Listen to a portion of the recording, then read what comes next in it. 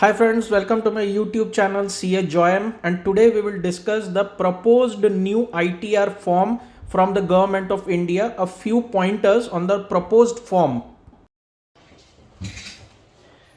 Good morning friends, back after a long time. सबसे पहले the CBDT or the Government of India has come out with a proposal to amend all the existing ITR forms, which is up for public recommendations, if any, up to 15th December.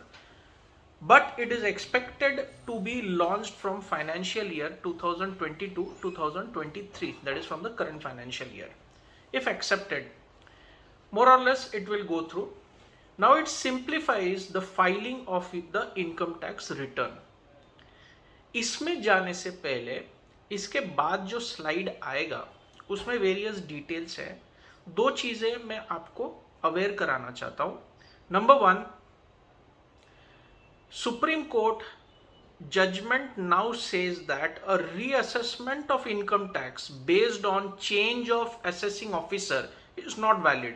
मतलब पहला officer assessment करके गया, फिर नया officer आया और फिर से उसको रीअसेसमेंट कर रहा है, is now no longer valid. जो हो गया सो हो गया. तो ये सुप्रीम कोर्ट का जजमेंट का रेफरेंस भी स्लाइड में है.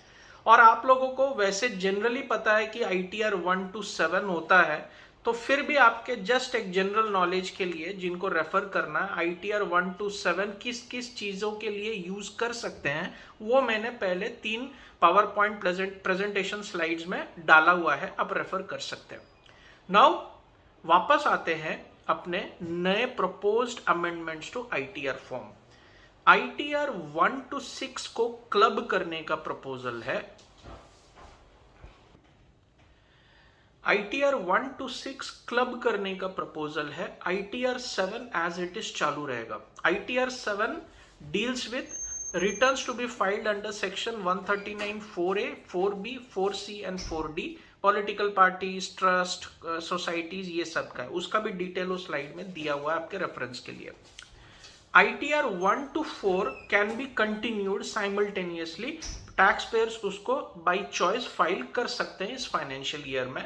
अगर ये प्रपोज चेंजेस नहीं आया तो, या आ भी गया तो भी ITR 1 to 4 फाइल कर सकते हैं. अब ITR प्रपोज्ड नया form plans to club all the ITRs 1 to 6 in one place. सबसे बड़ा प्रॉब्लम और हार्डशिप या दिक्कत आज ये है कि एक टैक्स पेयर को ITR का फॉर्म हर शेड्यूल भरना पड़ता है, whether it is applicable or not applicable to them. So this is a very big hardship. But the proposed new income tax form will have a first page in questionnaire which you have to answer in a yes or no format.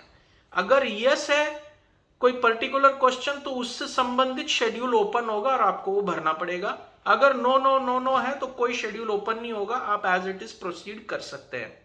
तो इससे काफी सारे दिक्कतें avoid होगा एक tax payer के लिए. Time कम लगेगा टैक्स पे करने के लिए. एक सिंपल सैलरीड टैक्स पेयर अपना ITR घर में बैठ के भर सकता है. अभी कौन सा ITR भरूं, कौन सा क्या करूं, ये सब का कोई मतलब रहेगा नहीं. But you can continue with ITR 1 to 4 और नए प्रपोजल में ITR 1 to 6 को क्लब करने का प्लान है और ITR 7 as it is separately file होगा. सैलरी टैक्स पेयर्स को एक दो चीजों का ध्यान रखना पड़ेगा.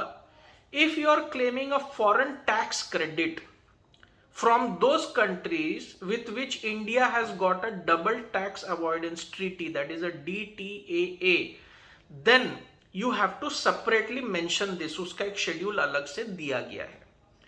अगर आप कोई रिलीफ क्लेम कर रहे of arrears of salary, you have to show the tax payable and the income received or paid as a result of such relief being claimed under section 89A. इसका एक अलग शेड्यूल दिया गया. Common schedules जो हर ये नए form में भी रहेगा, tax paid, advance tax details, tax TDS credit, challan जो पेड हुआ, computation of income, income from which segment, ये सब कॉमन नए फॉर्म में भी एज इट इज रहेगा. When you are coming to house property income, Now there is a separate schedule of the name of the lender, the return on interest, the interest paid, and the principal outstanding at the end of that particular financial year. ये एक नया schedule आ गया है. Then आपको when you are selling a asset or you are in control of a asset which you have acquired before April 2001, आपको याद है ना इंडेक्सेशन का बेनिफिट गवर्नमेंट ने चेंज किया था. नाउ एसेट का indexed value has to be calculated from 1 April 2001. तो उसका डिटेल देना पड़ेगा. या एसेट अगर प्रीवियस कोई और ओनर से एक्वायर किया तो उसका भी डिटेल अभी देना पड़ेगा नए फॉर्म में. कैपिटल गेन्स में ये चेंज है कि सिक्योरिटीज इंटरनेशनल आइडेंटिफिकेशन नंबर आपको अभी कोट करना पड़ेगा शेयर्स या म्यूचुअल फंड यूनिट्स या नॉर्मल शेयर्स डिबेंचर्स यूनिट्स में. This you have to compulsorily quote now. और एसेट्स का जो क्लासिफिकेशन है लॉन्ग टर्म या शॉर्ट टर्म जो पहले था वो एज इट इज कंटिन्यूड रहेगा. अगर आपने फर्स्ट पेज में यस लिखा है कैपिटल गेन तो ये शेड्यूल ओपन होगा. नो कर दिया तो कोई शेड्यूल ओपन नहीं होगा. तो ये सारे फैसिलिटीज है नए फॉर्म में. और एक दो छोटे छोटे पॉइंट है जो मेरे स्लाइड से if you go through them you will understand. If you have got any doubts you get back to me. Now my thinking is that ITR 7 should also be clubbed, and the second part is tax audit report should be allowed to automatically include the details in this new clubbed ITR 1 to 6 proposed new ITR form. तो और भी easy हो जाएगा auto fill करके data मिलने के लिए. आपको बैंक अकाउंट डिटेल्स वगैरह जो पहले था वो अभी भी देना पड़ेगा. तो टैक्स ऑडिट रिपोर्ट को ऑटो फिल करने के लिए अगर अलाउ करते हैं so the things will get much more simplified. So you need to take care of this in a manner and support the government in introducing this form. ये आपके ही benefit के लिए है, मेरे बेनिफिट के लिए है, ताकि इतना वॉल्यूमनस 40-42 पेज हर पेज बैठ के देखो. इंस्टेंट पहले 2 पेज में जो प्रपोजल है यस करेंगे तो शेड्यूल होगा, नो करेंगे तो ओपन नहीं होगा. अब फटाफट भर के निकल सकते हैं. तो ये प्रपोज्ड न्यू आईटीआर फॉर्म के कुछ बेनिफिट्स है जो लागू होना चाहिए करंट फाइनेंशियल ईयर से.